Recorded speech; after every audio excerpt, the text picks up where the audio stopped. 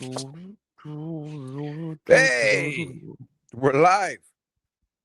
Yeah, there's no intro music today because Mercadal is out and he's the one that does all the technical things. And Fair enough. because I am on a cruise ship, I don't have the technical. I got to be on my phone, so I don't have the laptop capabilities. Anyways, whatever. Welcome to the What's Up, Bro podcast. I am Nery Saenz, and with me, as always, is Mike Valdes. What's up? Mike, Yeah, thank you for pronouncing it correctly. that's right, Uh, Valdes. Valdes. Yeah, dude, it's just the two of us, so we can talk sneakers for 2 hours. Oh, sweet Jesus! Thank God. I didn't know you were a sneaker guy. I just, Yeah. by the way, as a disclaimer to anybody, because I know a lot of fandoms, and I personally haven't experienced this with sneaker culture, but I know a lot of fandoms in general are very protective of their fandom. So Oh they're like, yeah. "Oh, you're not a real," you know what I mean? There's a lot of gatekeeping. Yeah. And again, I haven't experienced that with sneaker culture, but I will say, just as a disclaimer, I just got into, like, I've always admired sneakers, but as a kid I always grew up so broke and so poor that I could never Same. afford, like, I didn't get my first pair of Jordans. I got the 11s when they first came out, and they hurt my feet so bad that I returned them a week later. Sure. Yeah, So I don't blame you. I never actually had Jordans until like 2 years ago, when my best friend gave me a pair of Jordan 11 lows for my birthday 2 years ago. And Yeah. then in March of this year, I bought my first pair on my own. Like, bought my first pair, and then since then it's been So pretty many. fucking chaotic. There's so many. Yeah. It's pretty You have chaotic so many now. threes and fours. Yeah, Threes and well, I fours, mean, yeah, yeah, I fully think that the Jordan 1 is the high heel for men. Like yeah, yeah, like yeah. it's like what women go through to wear high heels is what men go through to wear a Jordan 1. Like it's Yeah, I have yet to meet. Let me tell you something. I say this all the time, and we talked about this privately a while back ago. But I have never bought a pair of Jordan ones because I tried them on once at a store and they were so uncomfortable. And mind you, and this is something that I've learned as of late. I did not know this. I was dumb, naive to this. But when you lose weight, your foot gets smaller. yeah. I did not know that. I did not know that I was at that level of fat. Let me put it that way. I'll put it that way. I thought my feet were just I mean, a size 12 and whatever. But I Yeah. didn't know. But when I lost weight, the width shrank. And the only reason I knew that is because the one pair of wide Nikes that I had bought like a year and a half ago, 2 years ago. And then as of last year, my foot was like swimming in the shoe. Whoa. And so I noticed that. That's the only reason I knew that my foot had shrank as far as the width. Again, not saying that obviously those people who weigh 10,000 pounds and, obviously their foot is wider, but I Mhm. did not know that I was at that level. Yeah. And so apparently I was. So the Air Jordan ones I tried on years ago were so uncomfortable to me that I was like, and everybody who I bring it up to, every sneakerhead that pops into my DMs, everybody who's like, hey, you like sneakers? Me too. And they're always like, dude, my favorite is there, and then they'll send me a link or a picture of the Jordan ones, Yeah. and I'm like, yeah, they're not comfortable though, right? And then I've yet to experience somebody who goes, nah, they're comfortable to me. Like, I've Yeah. never had one person be like, I don't know, man, they feel comfortable to me. Like, Yeah. every single person I've ever met and talked to about sneakers That's the goes, price you pay for yeah, fashion. That's what every they're man not. says. Yeah, every guy's like, yeah, no, but they look great. That's what Yeah. everybody says. Yeah, no, but they look great. I'm like, okay. Yeah. I'm like, Bro, I'm there's but a so yesterday I don't know if this interests you, but I immediately thought of you. So they're dropping Jordan 4s that are from um what is the movie? Do the Right Thing. sure, So the yes. Oh, those yeah, look beautiful, dude. They look great. Yeah, yeah, have you seen them? Yeah, they're yeah. so cool, dude. They're like they're a little loud for me They're personally, Jordan but threes, at by the the way. same They're Jordan threes. other threes, yeah. Yeah, the threes. I yeah, like they're a little loud for me personally, like but they're like so 90s, like which is so funny because like threes and fours are very 90s looking for me, like to me They are, personally. because they are. They came out in the 90s. Yeah, of course. Yeah, yeah. Yeah, So they look so like yeah, they just the silhouette of them are really nice. But it's funny because whenever I never really think about shoes that often, you know, but like cuz I have a lot of sneakers, but like I don't really think about them that often because I like a very vintage look and I like things that can go with everything and like things like that. yeah, And sometimes I'll wear dude, I wear um Reebok like those the C's, like the like the meme of like when mom takes you shoe shopping and it's the same Reebok, like I wear yeah. those, you know? Right, And what's so funny is like I didn't realize like my particular style until and you know this as a comedian, when you start doing black rooms and you start performing with black comedians, those right. comedians are always checking your shoes. Yeah, And yeah. and Facts. and the, and they come up to me and they're like, "Bro, you're the only person I know that can rock like a Reebok and it looks good on you." And I'm like, "I don't know what to tell you, man. Like I just Yeah, there's just something about me. Like I don't know. But like yeah. I love that vintage look and like even the Jordans that I have are a very like worn out like vintage look. You know, they're not Yeah. comfortable, but but as I was That's telling the you price that you pay. That's the price yeah, you pay. the Jordan 1 is the high heel for men. Like it's like that's what it is, you know. Y- But Yeah, anyway, I didn't I like the threes and fours. The threes are more comfortable than the fours, so the threes are my favorite. But I also was that person where I was like, I don't like I wasn't really a loud color guy, yeah. as far as sneakers go, because I like being able to wear something that matches with everything. Yeah. And then the more sneakers I started buying. And by the way, again, I just to give the disclaimer, my collection is, I don't know, maybe 15 pairs, which sounds like a lot to the layman, but Mhm. when you get into sneaker culture, like 15 is such a low. Like Oh yeah. there are people that have entire rooms Mhm. full of sneakers from the floor to the ceiling type of Yeah. situations. There's people that go to conventions to sell their sneakers because they have so Yeah, many. Like yeah, it's yeah, crazy. yeah. And so I say all of that to say the more sneakers I started buying, the more I was like, you know, I like that color, but it's really loud for me. And it doesn't match with everything. I would have to wear something specifically that color.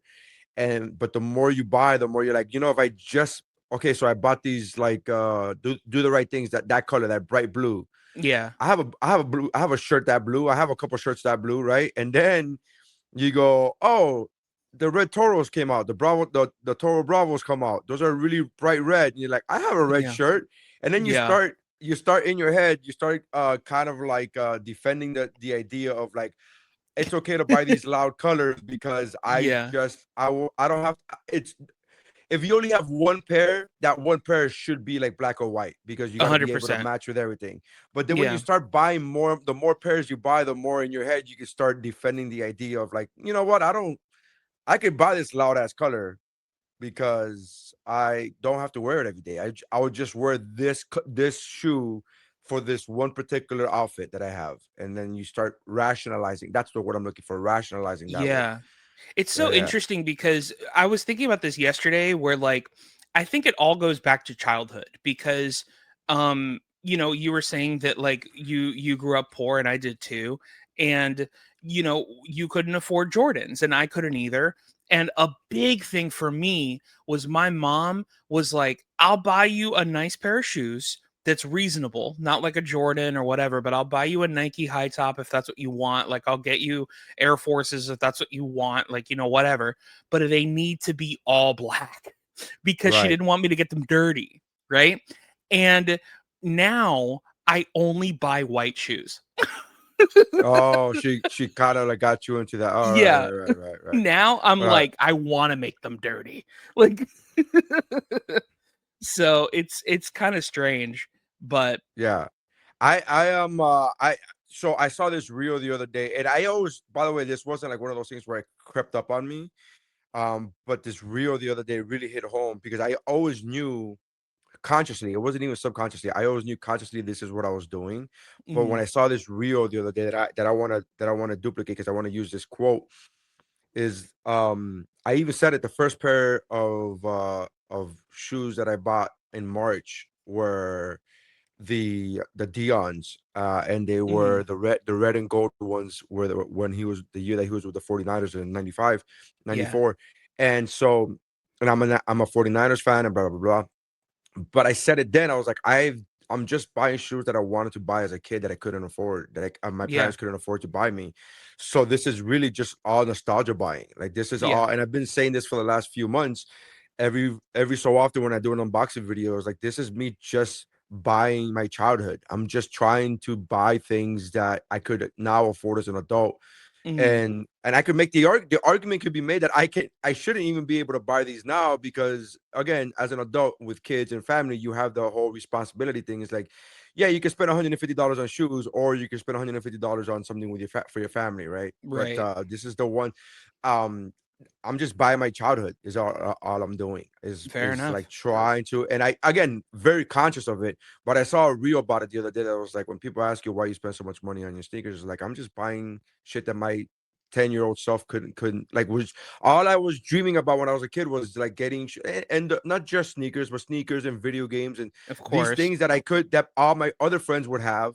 And I don't want to say all my other friends. There was like one friend that would get the pair of Jordans, and then there's another friend that would get the video game system that I wanted, and Mhm. et cetera, et cetera. And I was like, I just never had the money for that. My parents never had the money for that, you know. And I kind of got sentimental, emotional one day when this is a true story. I remember this because so my son, right? He's into hockey. He plays roller hockey. He's now going to Yeah. be in an ice hockey seminar of a summer camp. And he's a big Florida Panthers fan, and he has like a bunch of Florida Panthers sweaters. And I got emotional because, and he doesn't know this, but I got emotional because he was like, "Hey, can I get the sweater?" And I was like, "Yeah, man, get the sweater." I remember asking my dad, going up to my dad with an East Bay catalog in hand, Wow. and just wanted a 49ers sweater, like just a regular ass crew neck sweater. It wasn't even like a flash. It wasn't even the starter jacket that Right. cost $200. It was a literal, and I remember it like it was yesterday. It was $45. It was 44.99 in East Bay, and it was a regular ass. And then I was just like, "Hey, can I get this for Christmas, whatever?" And I remember my dad saying like, "Well, you do all your homework, whatever, and we'll try our best, and we'll get you your sweater. We'll see if we could get you your sweater." Like that was his response. His response wasn't yes, it wasn't no, get the fuck out of here. But it was like I looking back at it now, I could see it that he was trying to come up in his head with a way to how do I get this kid this sweater. And he Yeah. couldn't afford it. He couldn't afford spending $45 on a sweater. It's like, you already have a sweater. Why do you want another? And then you were in Miami. Also, you're constantly Right. sweating because you're a portly dude. Yeah. So why what? And I just like I got emotional when my son was like, "Hey, can I get this sweater?" I'm like, "Yeah, man." Like it was a Martin's thing, and he was like, "Hey, can I get this jacket?" I'm like, "Yeah, man, get the jacket." Like I was just like, because I That's didn't have that. awesome. I didn't have that as a kid, you know. Of So course. pay for nostalgia as a motherfucker, man. Yeah, I man. I know you're not into sports. I know you're not into sports, but the Knicks won in five. The Knicks won the championship series, and as a fan of the Miami Heat, growing up. Speaking of growing up, we were trained and that we don't like fans of the Miami Heat do not like the Knicks, right? And the Knicks for a long time in the 90s, it was like between the Heat and the Knicks as far as the Eastern Conference and blah blah blah and that stuff there. And the Bulls, I guess, obviously, but Yeah. within our Atlantic Eastern Conference. And I just I know there's a lot of Heat fans now that are still like F the Heat, screw the Knicks and blah blah blah and all that stuff there. I've never been that kind of sports fan where I hate on a specific team. Oh, me I neither. will say I hate specific team fan bases. So like as a Sure. 49ers fan, I hate the Dallas Cowboy fans. So Yeah. therefore I hate the Cowboys just because their fans are uber annoying, right? There's like a couple teams like that I feel like that about. The Eagles are another one that I hate their fans. I don't hate the team, I just hate their fans. Yeah. Because they're very annoying, especially now the day of social media. But I was like cheering for the Knicks, and I know a lot of Heat fans were like, how can you be cheering? I will forever hate the Knicks. And I'm like, but they haven't been relevant in 25 years. And the Heat Yeah. have like won championships since then. Like it doesn't, I never resonated with them. I never resonated with the Heat, with the hating of the Knicks thing. I'm just like, okay. I mean, if it's the Heat versus the Knicks, I'm obviously rooting for the Heat, but I'm just in my mind, I'm like, you can't be happy for a team that hasn't won in 53 years. You can't be like, I think that's a dope ass story. I just like Yeah, the I think story of it. something that's so cool is that they finally won. And like for the loyal fan, that's so awesome. Like it's like it must feel so great to finally be like, man, like we finally did it. Like it Yeah. just there's something to it. Like that about sports I love and I can get behind. Now Because but you're not a big sports fan in general, right? Like, there's no like in team that you're like, general, like yeah, I know what's up because everybody in my family is into sports. okay, So I have to kind of know what's going on if I want to talk to people. But it's not really anything that I like. You know what I mean? right, So but I do know what's up. Like for example, one of my favorite stories of all time from when I was a senior in high school. Uh we went to a baseball game, and I'll never forget this because it does have to do with fandom. And we went to a Baltimore Orioles game as part of our senior trip, and it was them against the Boston Red Sox, and the cheaper seats were where all the Red Sox fans were sitting, right? And so when the Orioles were winning, um, one of our classmates thought it would be funny to like taunt the Boston Red Sox fans. And every time that they scored a run, we just go, let's go Yankees. Like, and so the Boston Red Sox fans were so mad at us. They were flipping us off, throwing batteries at us. I mean, it was like one of those like hilarious things, but at the same time, like that's what that's why like yeah, that's why fandom sucks because like Boston Red Sox fans throw batteries at Santa. You know what I Jesus mean? Christ. Like, Well, that like that was the Eagles, by the way. The Philadelphia Eagles, they literally threw snowballs at Santa Claus. yeah, It's like this very well known story, because Philly fans just are just trash. But yeah, I get what you're saying. Like, it's a whole batteries is a whole other level, I guess. yeah, But I always wonder because again, I'm a sports fan, but I always wonder how, like, I never push it upon my kids because I don't want them to resent. So like, even like, I'm a fan of Superman, right? Specifically mhm, Superman. I never pushed it upon my kids. I never pushed that they have to love Superman. I'm like, I never did that. I didn't even do that with comics in general. I never even did that with like just anything. I'm like, anything that I love, like the 49ers, like I'll now that my two older kids are older, I'll now get them a 49ers shirt or something. yeah, Uh, but that's only because we're going to a 49ers watch party and I'm not gonna be embarrassed. So you're gonna right, wear some shit. And then by the way, I'm not ever forcing them to wear that shirt during the, like, I'm not even forcing them to watch the games. I'm like, my yeah, son this past season, my son was like, hey, like, I want to learn about football. I'm like, cool, that's great, let's do it. Like, I'll teach you whatever. But I was never pushing it upon him. So my question to you, Valdes, mhm. is my question to you is, so your whole family's into sports, but you never got into like, never, nobody was like, hey, let's No. watch sports. You were just like, all right. No, I have a joke about it in my stand up. I say like being somebody like me is really weird on Thanksgiving because I always have a family member that could have gone pro but didn't because they tore their ACL. Right. And and so like it's very like there's a lot of could have gone pro people in my family. Right. And mostly on my mom's side. You got Um Uber drivers in your family? You got a lot of Uber drivers in your family? Every Uber driver I've ever had is like, I was a yeah. doctor in my other country. Sure you were, bro. Sure Yeah. you were. Yeah, yeah, yeah. That well, worries me about that country's medical situation because you get lost with a fucking map. So this Well, is it's that's worrisome. really funny. So like it's funny like so I have an uncle that who that joke is about is my uncle. And to make it really serious for a second, not like be a joke or whatever, but like I know that it's real because he's like a very depressed drunk, you know? Oh, right, And right, so right, like so all those stories I know are real, because right. you usually don't hear those stories like I'm sure everybody has those like, when I was in high school stories, but like Sure. his are like legitimately like, he trained with I think the Atlanta Braves or something and like was Right. really close to being their pitcher and yeah, just tore his ACL or whatever. And like, the joke that I make about it in the thing is like, Mikey, I could have gone pro, but I tore my ACL. And I'm like, you're a hot dog eating competition person. Like, Yeah, why do yeah, you need your ACL for that? Like yeah. it's very stupid, um but that's the true story is like that's what it is. And yeah, like and my sister is, since she was maybe, and I don't know the psychology behind this, Nary, but my thought is my dad wanted another boy, and he Oh, he took her to play softball at like 3 years old, and like she fell in love with softball and whatever. And she's like, and basically he was like, I got a theater kid, I want like a boy now. now let me ask you. So Let me ask you. Now I want a real boy, like Pinocchio.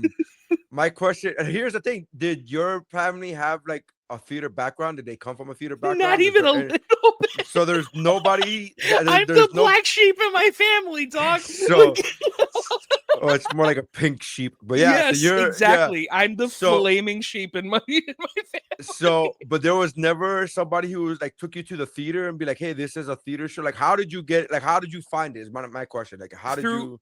so funny enough, it was through because my mom and my parents like worked a lot. And so because of that, like, when you're a 90s kid, you're kind of raised by TV. Sure, of course. and Yeah. and so because of that, especially because sitcom is so like theatrical with just I'm I, cameras. I'm one of the few kids that Mr. Drummond's raised that did not do drugs. So, Yeah, fair enough. because the Fair three kids enough. he the three kids he raised on that TV show all got fucked up. So Yeah, and I'm one of the kids Cosby raised that didn't yeah. get fucked up either. So so yeah. You know what's so funny? No one, a lot of people don't talk about this. Like, his name is Dr. Huxtable. Why is it called the Cosby Show? Yeah, I like, know. So funny. like it's So like, why? funny. Who's Cosby? Who's Like, Cosby? He's Dr. so Huxtable. They could have called him the yeah, Huxtables. The show should have been called the the Huxtables. Huxtables, yeah. So like, but anyway, so yeah, like it was that. And then in sixth grade, I mean, you were a 90s kid. I don't know, were you a little older than me, but like, were you a Nickelodeon kid? Like, did you watch like all that and S- stuff like that? So Nickelodeon, and again, I hate to do this whole thing because it sounds like I'm a woe is me guy, and I'm not. Sure. But Nickelodeon was on cable, and you had to pay for cable, and we never paid. We Yeah. didn't have money. We didn't have Yeah, I money for get that. cable. Of So course. every once in a while, and I wish I could tell you the frequency of it, but every once in a while we would get that. Hey, this week is free.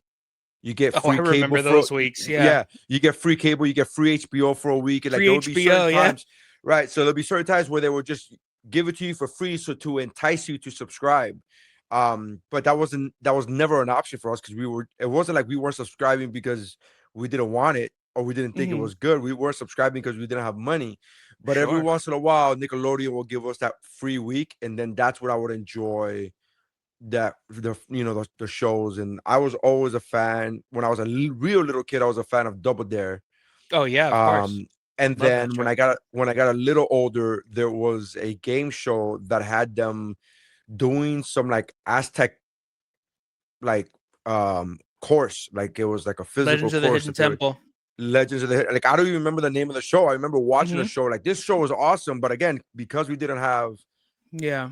because we didn't have money for the cable throughout the year, I only watched it for like that free week or free 2 weeks, whatever it was, whenever they would give it. It was dope. Also, by the way, Mark Summers, the host of Double Dare, started the whole like wearing wearing Jordans with a suit. Did he start it? I know he did it, Hmm. but I didn't know he started it. That's dope. No, he Yeah, that's started that. dope. He started Have that, you and then have you have you ever seen his interview on the Tonight Show? it's the greatest interview of all time. It was the best when he just talks shit to fucking Burt Reynolds in his most Burt Reynolds era, and in Yeah, his peak Burt Reynolds era. makes fun of his And divorce, like makes fun of yeah, like, he goes, some of us are still married. He's like, yeah, he's like, dude. and he's like, holy For shit. for the people that have not seen this interview, it's one of the greatest interviews of all time. Like Yeah, Burt Reynolds fully is treating him like he's the host of a kids game show and yeah, does not realize Mark Summers is a comedian. yeah. And Mark Summers rips into this man. Like it And he is. just tears it apart, and it catches everybody so off guard again, because you got it in context. You got to understand, to the viewer, to the listener, if you watch this clip, you have to understand that Burt Reynolds, two things. Burt Reynolds was a bona fide movie star, like just Yes. That top notch. he's the top. At that moment, he is the top notch of that era, of that. Like, this is the guy. And he was also really famous for not being one to joke around. He was Hmm. not one to fuck around. Like, he was not the guy. He was not the guy that had the jokes on him. He was always the Yeah. one to make jokes of people, but never. It wasn't, celebrities back then weren't what they are now, where they have Where they everybody could has their own take a hit social, a little bit. where they can take a hit and they make fun, they make fun of themselves, and they go on their own social media platforms. Like, back then, there was none of that. So back then, it was like, what you show people in this 1 hour of being on the Tonight Show is what people will think of you. And that's the only lens that people had. So he wasn't known for taking ribs. He was known for giving them, like, Hmm. and but he was always a star, even in his own movies. When you watch the movies, they're not making fun of him. He's the one making Yeah. fun of other people in the movie, right? So Mark Summers comes on as a second guest, as he should, because the first guest is fucking Yeah, is Burt Burt Reynolds. Reynolds, Yeah. and he just lays into him, like, he just talking, like, he brings up the divorce. He was like, yeah, some of us are still married, Burt. Like, some of us don't To get be divorced. to Like, be it's fair though, fucking. to be fair, if you watch the clip, Burt goes at Mark first. Oh yes, absolutely, B- absolutely. That's what. But he doesn't realize that. Oh, so, like, Mark is not doing that thing where he's like, "Oh, you're Hollywood royalty," or you're. He's like, "I'm yeah. not afraid of you, motherfucker. Like, I'm coming Yeah, right at you," exactly. He's and it like, was you're on the fantastic. same couch I'm on, you know. So Yeah, like ultimately we're like we're the same right now, you know, which is true, dude, you know. that takes so much balls. And it's so funny because it makes me laugh, because if you ever remember the movie Happy Gilmore, Yeah. one of my favorite lines, and there's so many lines in that movie, but one of my favorite under the radar lines in that movie that I thought was hilarious when I was a kid, but now as I'm telling this story about Burt Reynolds, it makes more sense. Where Yeah. he sees a limo for the first time and he goes, "Oh wow, there's a limo. Who do you think's in there? It must be somebody real famous like Burt Reynolds or something." Yeah. And that's such a throwaway line, because as a kid, I laughed because I was like, fucking Burt Reynolds. Who the fuck? Like, I knew who Right. Burt Reynolds was, but I was like, you're going to say somebody famous, say somebody really famous. And it's like, Yeah. no, dude, for a group of people, for a certain age, Burt Reynolds was like the high fucking, like, that's like saying Tom Cruise now. Like, oh shit, must be Yeah. Tom Cruise It's in like there. saying Mr. Beast. Mr. Like That must be he's fucking Drewski. Mr. Yeah, That must can be you Drewski imagine? in there. Can Oh you shit. imagine, bro? It's like you have to explain that to kids like back then kids. Burt Movie Reynolds stars was were bigger than influencers. yeah, movie stars were bigger than Drewski. Did you know that? No way. No No way, way. that's crazy. They were bigger than Mr. Beast? Yeah. Mm. So did Burt Reynolds have a game show? No, he didn't. Yeah. No, he didn't Yeah, have a game it's show. so funny enough, going back to what you were asking. I had a friend at school that was on a Nickelodeon show called The Brothers Garcia, and through that I found out, like, you know, being, getting needing to get an agent, like, all these things. I was always wanting to be a professional actor since I was maybe in 5th grade. So like, yeah, it's That's just interesting, man. I did not know that I had that dream, Mike. mhm, So I had the same dream you had, but this is real talk. I did not know that that was possible. Like I Sure. always loved movies as a kid. Like I'm talking about 4 or 5 years old. I was always loved movies. And if you ask me now, I will tell you that I always wanted to be in movies. But I legitimately didn't. I thought as an immigrant to this country, watching all these movies, I thought you had to be born into that life. I thought people that were in movies were like, no, that's something that rich people do. Like I did not understand that you anybody, I don't mean everybody, but I meant anybody could go and make a movie. I didn't know that anybody could be in a movie. I thought it was like, no, if you're in a movie, it's because you're famous, and you're famous, and then your dad has to be famous, and you're like, you have to be in Hollywood. You have to be like, that's a different. I did not know that people could move to Hollywood. I didn't know Hollywood was a city, for example. I thought Hollywood was Sure. like a fictitious place of like just a algorithm of like an amalgamation of like where things happen, but I didn't know it was an Yeah. actual physical place. So it's so funny that you say that at 5 years old, you wanted to be a professional actor. I wanted to too. I just had no idea that I could. Like, same thing with To be comedians, with completely comedy. to I to was be like, I didn't know completely stand up was a fair, thing. yeah, to be completely fair, bro, I'm 37 years old and I'm pretty sure I'm starting to realize that you were right. Because because It's Nepo babies. because That's a it is thing. really it's a lot harder than you think. Well, But it's very hard. It's actually very hard. yeah. Yeah, I like that. Somebody asked me. I had this epiphany a couple of years ago. I was in the airport with a juggler, and he goes, "Oh, how did you get into stand up?" And I told him how I got into stand up, and then he was like, "Oh, you never wanted to do stand up?" I go, "I always loved stand. I remember watching stand up when back in the days before there was an actual Comedy Central channel. Yeah. There VH1 every so often used to have a in between commercials. They used to have a VH1 spotlight where Rosie O'Donnell would come up and introduce Wow. somebody, and they would have like a 3 minute set. And I remember watching watching VH1 just in hopes of catching this VH1 spotlight. And I always like as a 8, 9, 10 year old would watch Eddie Murphy Delirious on repeat Yeah. over and over and over again. And my mom would let me because she didn't know English, so she didn't know that those words Sure. that I Of shouldn't be course. listening to those. Yeah, of course. Yeah. And so I remember like even at that age, so 9, 10, 8, 9, 10, 11 years old, watching Eddie Murphy Delirious, reciting it verbatim at school, right? So I always loved stand up, but I didn't know that anybody could do stand up. I thought that Yeah. stand up was again, it's on you're on TV, bro. That's something that people that are on TV do. It's like, oh no, wait, it doesn't.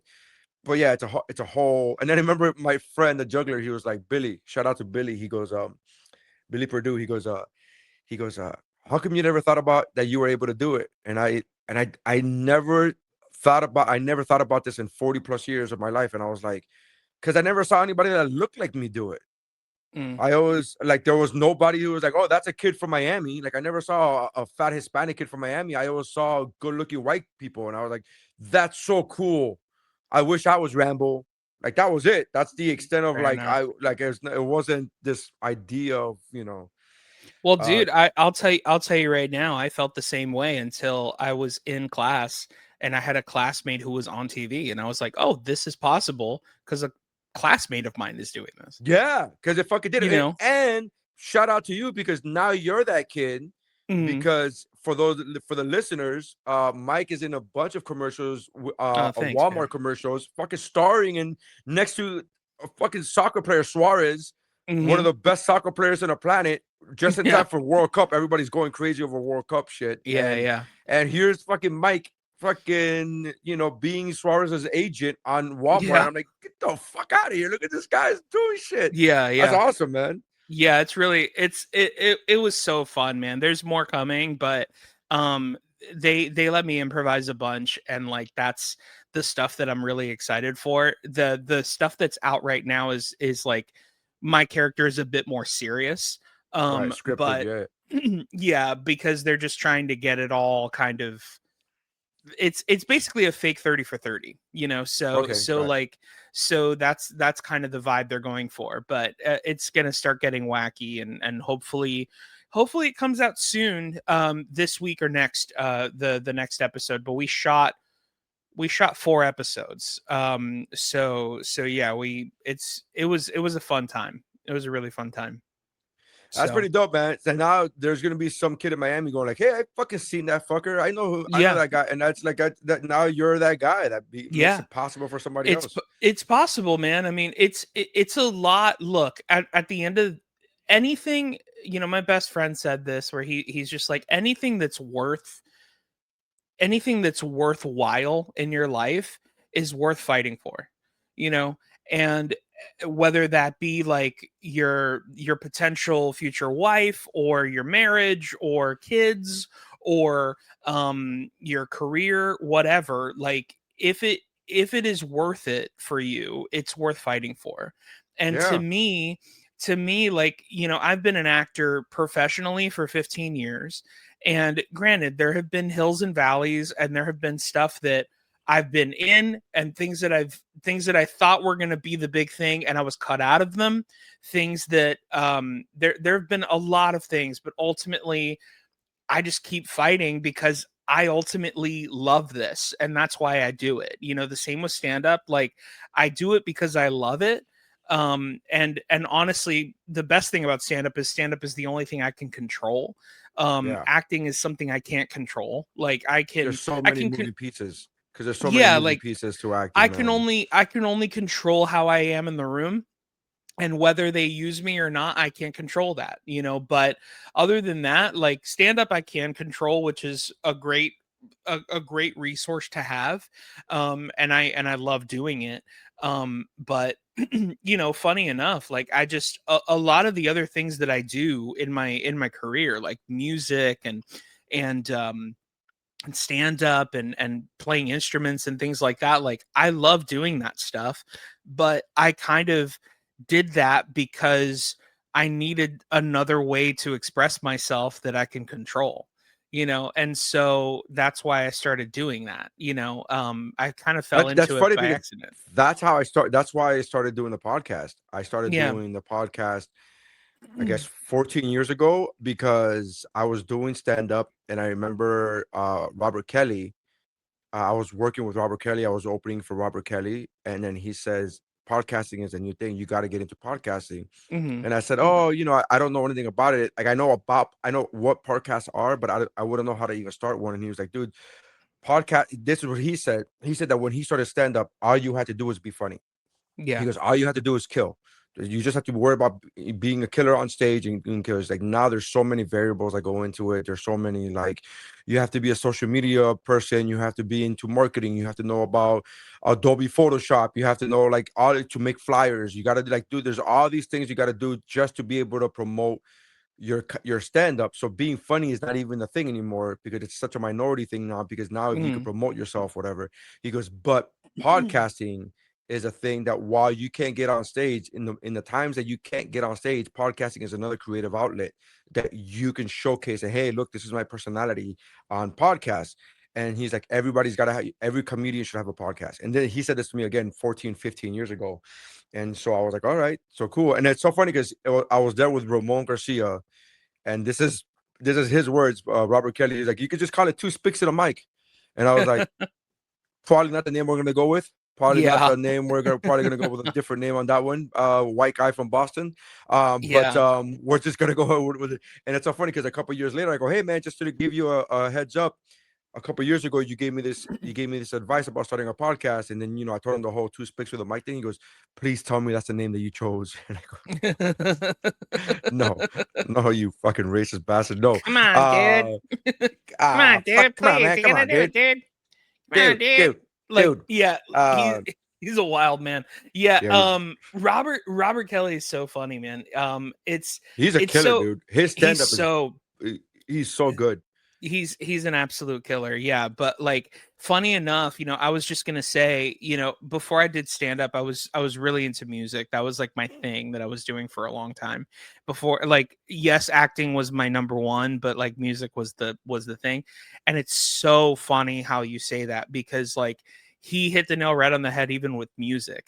Because now it's when I was like coming out with an album and everything in like 2015, all that stuff, that was to the point where labels were wanting to see a photo of the band because they could probably tell what kind of music you play just by looking at your picture.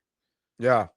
Yeah. Like that's essentially what people were looking for. Like it was like now it's so different. Like now it's like you have to have a good song and a viral TikTok about the song and all these different things. And then there's probably a chance that you didn't even write it and you gave ChatGPT a prompt to do it for you. So like Oh my there's God. so much there's so much going on where like and this is a real statistic, like I believe it's like 20% of all Spotify playlists aren't even real bands. They're Jesus. fake AI bands. So if you were like, damn man, I really love this band. I can't wait to see them on tour. You never will. They're not You. real. So like This is. I love the fact that we are now the reality of the fact that years ago, man, I wish I could look this up, but I'm on my phone, so I can't. But years ago, Al Pacino came out with a movie called Simone, yeah, I and it remember that was with a movie. completely AI generated, and Yes. they did it. It was an AI generated actress Yeah. that the world, only him and the creator of this program knew that it was a fake actress, and then the creator of the program died, so it was Yeah. only Al Pacino. And Al Pacino was I believe, a director. He played a director in this movie, and he was doing all of Simone's acting, right? And then Mhm. Simone got so big, the character of Simone got so big that he the real person became like overshadowed, like a nothing, like, oh, so this director wouldn't be shit without Simone. And he's like, fucking Simone's not a real Yeah. thing, not a Yeah. real Simone it's a is computer me. Yeah. program. It's a computer program, whatever. And we're there now. We are there. That Yeah. happened. That movie took place years ago. By the way, that movie didn't even do well in the box office. It was a bomb. It bombed in the box Hmm. office. But I remember watching it going like, Yeah, oh, because this is a people cool. thought that's not realistic. Yeah. I remember watching it. That's so funny. I remember watching it going like, oh, this is a cool concept. But I was also one of those like, this is never gonna happen. But I was like, holy Yeah. shit, it's fucking It's happening. It's 100% crazy. happening. There's an actress who's signed by CAA, dude. Yeah. See, like Yeah. the biggest agency in Los Angeles and New York, and she's fake. Like it's absolutely, dude. I Bonkers. say this. I say this with 10 toes down, full conviction here. If you like, I grew up where you can I grew up in a time where I was told, listen, you are not better than anyone. Everyone is just as good as you are. Like, we're on equal playing field. We're all sinners in the eyes of God. If you see a movie starring this actress, I'm better than you. Yeah. That's Like, like I'm fully better than you. that's so Like, funny. Yeah. like you must be the dumbest person on the face of the earth. Well, here's If the you thing. I think the only disclaimer I will give to that, the only caveat I will give to that is if you watch this movie knowing that this is not a real actress, right? Because fair. I did not know about this until like maybe a month ago. I saw Yeah. a post. I saw a post of somebody, and I was like, "Wait, is this real?" Like, again, there's so much fake shit going on nowadays that Yeah. everything I read, everything I see, the first question is this, or not the first? Maybe the I always try. I get on Mercadal for this. I'm Mercadal for this. I send him shit that it's entertainment, and he goes, "Oh, this is fake and phony baloney," and I'm like, "I know, it's Yeah. entertaining. It's just Yeah. entertainment." So my first thing is always I watch something at face value for the entertainment purpose of it, right? If it's an entertainment piece, not political, not whatever, but if it's for entertainment, I'll watch it as an entertainment piece. And then my next question is, wait, is this real? Like, is this really Right. happening? Well, You get and I those think stories. You get those stories about that lady who got there's a mugshot of some lady who quote got arrested because for a year she was breaking into her ex-boyfriend's apartment and yeah, slightly rearranging shit just so that he that's would think great. he was going crazy. And I Yeah. thought, fuck, that's hilarious. That is really Wait, funny. is this real? Like I was like, is this like it did that? I don't know if this really happened, but fuck if it did, it was really funny. That's really entertaining. I mean, I took it Um, at face value when you sent it to me, and I was just like, that's just a really smart way to get back at yeah, somebody. You right. know, Like it's like, all these things. And again, even if it is fake, I thought, well, it's entertaining. But in my mind, I was like, I wonder if this is real. So I read the article when I first read a month ago. So I'm pretty late because I know I'm not new at this. yeah. I know I'm not the first one. So that fake actress, that Mhm. completely AI generated actress, I just learned about this a month ago. I was like, wait, that's a thing? Is that real? There's an Yeah. actress that's signed by fucking CAA? That's wild Yeah. shit, man. Yeah, it's wild, dude. And what's crazy too is like, to kind of piggyback into something that we were going to talk about today. It's like we're getting to a point right now where everything is so much about entertainment, and we then wonder, is this real? And we're getting to a point where like people are going to the White House to do a UFC fight, and it's like That's so wild. which is nuts. Like I thought about this on my walk to yesterday, where I was just like, I'm really starting to like, I'm gonna have to start saying that I'm sorry to all the men that were talking about the Roman Empire to me so much, because like now I'm starting to see it, Yeah, like yeah, like yeah. This is always happening. So, the UFC fight happened on the White House lawn, which is so crazy, And I love the fact that there are some people who are still calling this the America's birthday thing, and I'm like, America's America's birthday is birthday. July 4th. Like, this It's is. so stupid. Do you know what? Do you know when it happened? Do you know the date that it happened? It was on Trump's birthday, Yeah. not America's birthday. So it was Yeah. just weird. Like the facade of like it being for America.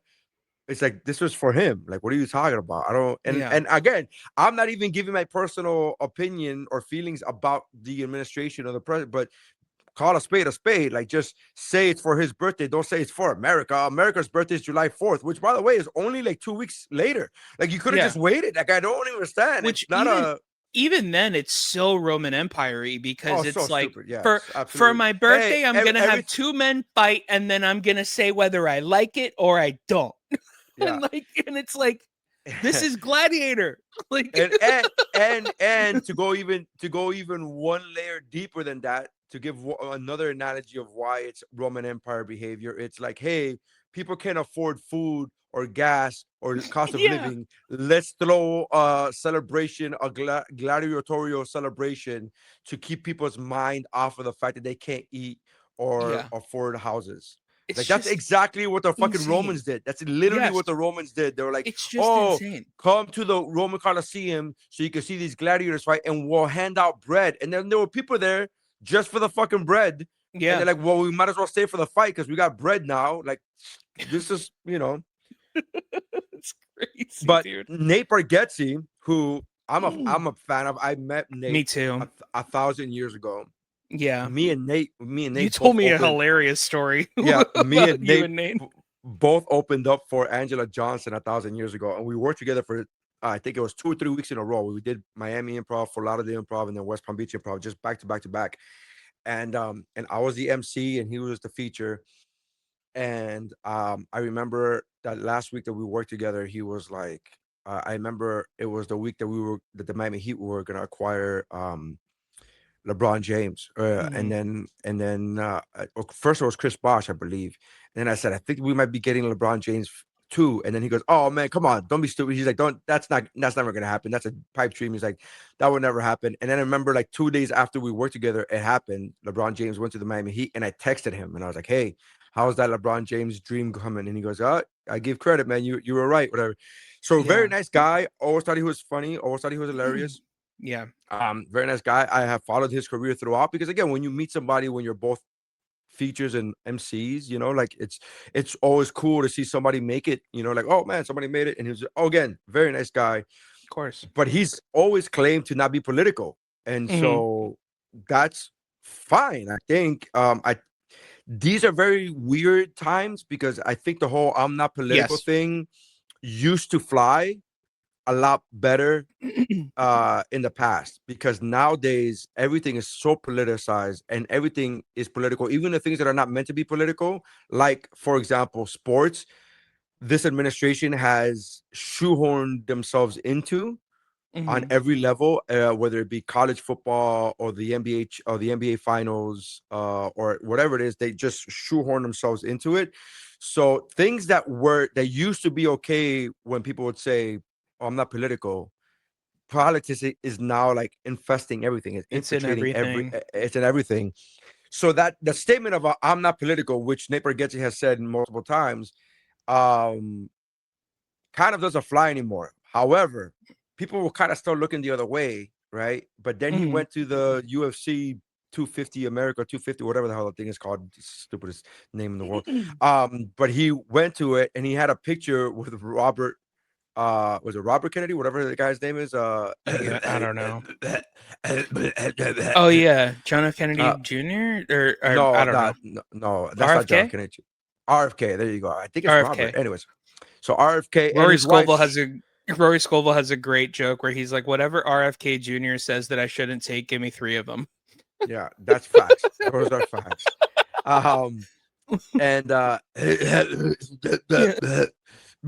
I have a worm in my brain, and that guy. And by the way, those are actual quotes. I'm not even yeah, misquoting here. I'm not even. I wish I could come up with something for comedic purposes to say that would be yeah. crazier than the things that he's actually said, but I can't come up with anything. I'm not We that might creative. the podcast actually might get demonetized because that impression was so spot on. Yeah, now it's gonna be like, hey, do you have Robert Kelly on the podcast? Do you have Robert Kennedy on the podcast? Yeah. No, but it's a ridiculous Kid. situation. Come Hey, on, Dick. kid, that's so funny. Can you imagine? I would Yeah. love to hear a podcast with Robert Kennedy and And Robert Kelly. Robert Kelly. Just the two contrasting voices of those two. Dude, Like, I don't know if I'd stop laughing. Like that's what I'm saying. Like, dude, and they're both from Boston. yeah. Dude. I take what you want. Yeah, but Just seriously, dude, come on. seriously, dude, you got a brain? You got a worm in your brain? Come on, you got a worm in your brain? Yeah, but what happened was that and it's just, oh my god, that would be fantastic. I'll never forget, dude. Robert, dude, freaking Bobby, dude. Bobby on a podcast was drinking through a thermos. Rosebud Baker was a guest, and she was like, "What are you drinking?" And he says, "I'm drinking piss." And she's like, "No, you're not." And then he's like, "Yes, I am." And then he goes, "Do you want to try it?" And then gives it to her, and she drinks it. And she's like, "Oh my god, why is it hot?" And she's like, "Cause it's piss. It's my piss." And it was broth, but like he convinced her for like a good 5 minutes that she had just drank piss, and it was That's the so great. funniest thing. Like that's such a Bobby Kelly thing to It's do. such a good thing. It's such a good Like thing. he's so because he like especially with comedians, like he's just a bully. Like he's very much a bully. He And very much is. He's very aggressive. He's very if you aggressive. Yeah, can't yeah. punch back, then he then he like then he gets mad at you for making him feel bad. Yeah. which, What the which fuck, is dude? something that What I the fuck, do. dude? What the Yeah. fuck, dude? You gotta fucking come on. You could just sit there and take it, man. Come on. What the fuck, Yeah. dude? Yeah, You yeah, can't yeah. just sit there and take it. Like, nah, I feel like an asshole. Like You know what? You know what's so funny? So in my life, throughout my personal life, I've always been pretty good. I used to call myself Switzerland in the sense of like, when one yeah. person doesn't like another person, when one person argues with another person, when one of your friends argues with another one of your friends, I'm usually the one like that can see both sides of the argument. And Of course. my friend John Westling recently, uh, not that he coined the phrase, but he used a phrase that I hadn't heard before in this format, in this topic, in this context. He said, "Oh yeah, I've always been a snake charmer too." And I'm like, "Yes, that's a good way Mhm. of putting it. Like you could just like, you know what I mean?" So Yeah. with certain people who are very polarizing, like Mhm. there are certain people in this context of be a comedian who I could bring up to another comedian, and there's always a response, but it's always a very strong response. It's either like, Sure. "Oh, I love so and so, bro, that guy's the best," or like, "Man, fuck so and so, that Yeah. motherfucker." Like there's always I'm friends with a lot of polarizing figures like that, a lot of polarizing within the comedy community. Yeah. And I always said this. I love the fact that I'm able to. I love that love like Bobby Kelly's podcast. What's up, dude? Mhm. Or that's not it. It's Yeah. you know what, dude? Yeah. The Yeah, you know what, YW. Yeah, dude? yeah. You know what, dude? Mhm. Podcast is one of my favorite podcasts of all time, and I would listen to that. Now it's the Regs, which is like a form of his of that podcast, but Yeah. with Dan Soder, who I love again. I love But Dan all these, Soder. but I love all these. Like, so he's very aggressive, like, right? And then one of my favorite humans on earth, one of my favorite humans, friends, and comedians on earth is Angela Johnson, who's Yeah, like she's great. the polar opposite, personality wise, not aggressive, not like, it's a whole different thing.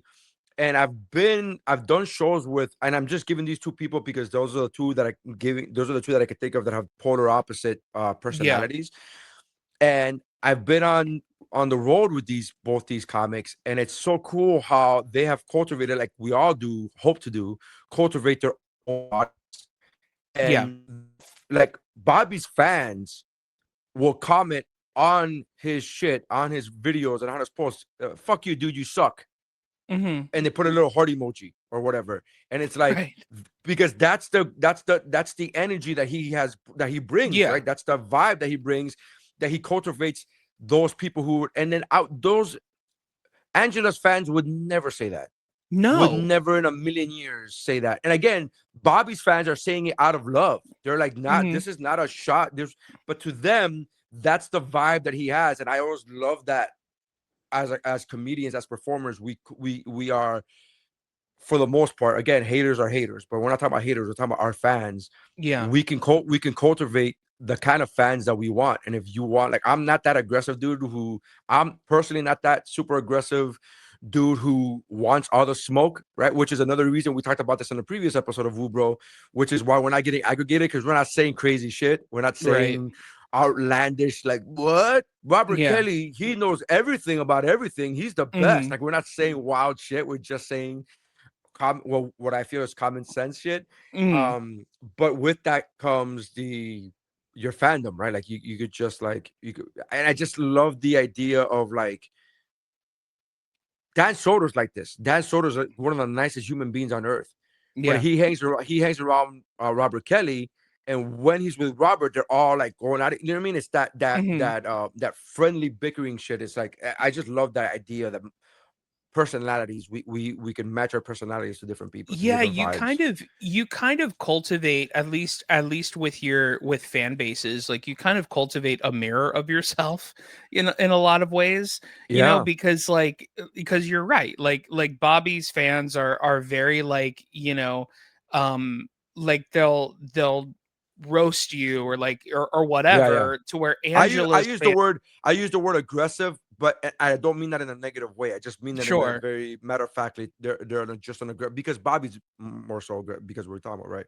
Yeah. So you were saying, And Angela's fans are so like and to be fair, like Angela's fans, and this isn't a bad thing. This is actually the fan base that I wish I had, is mostly female, mostly Christian, or not Christian anymore but grew up in it, so they're still yeah, nice.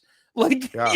so like it's They're very. actually nicer. They're actually Yeah, nicer. They're actually yeah, nicer. yeah, to be fair.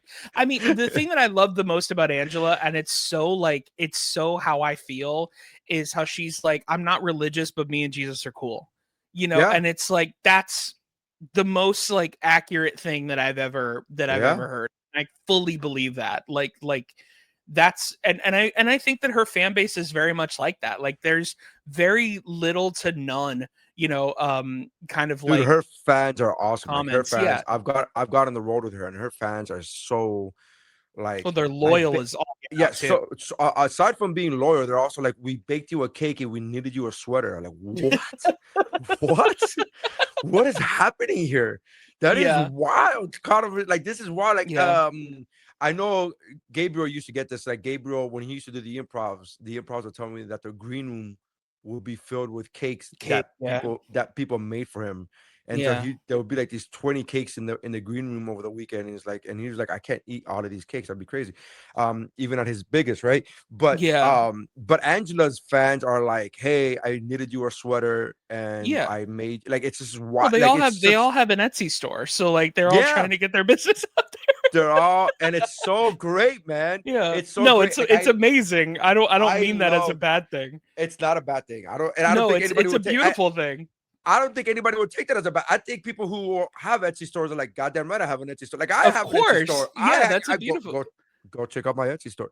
Yeah. I have an Etsy store full of t-shirts and sayings and stuff. And but yeah, it's so cool. Like, I love the idea. So, anyways, I say all of this to say Nate Bartgetzi is now facing backlash Yeah. because of going to this UFC thing where well, a lot of his fans are like, and if, I went into his, and I never do this, but I went into his social media to see what was, because I follow him anyways, but I was like, oh, Nate went on this. I wonder if he's what he said. He's like gone radio silent for days Hmm. now. Of course. At the time of this recording, it's been like 5 days since he posted something, and all I thought he was gonna turn off the comments, dude. But to his credit, he hasn't. I guess credit, Hmm. maybe, I don't know, maybe not a smart move, but all his comments are getting flooded with like, "How could you? How dare you?" Like he went to go see a fight. Like it's a Yeah. weird.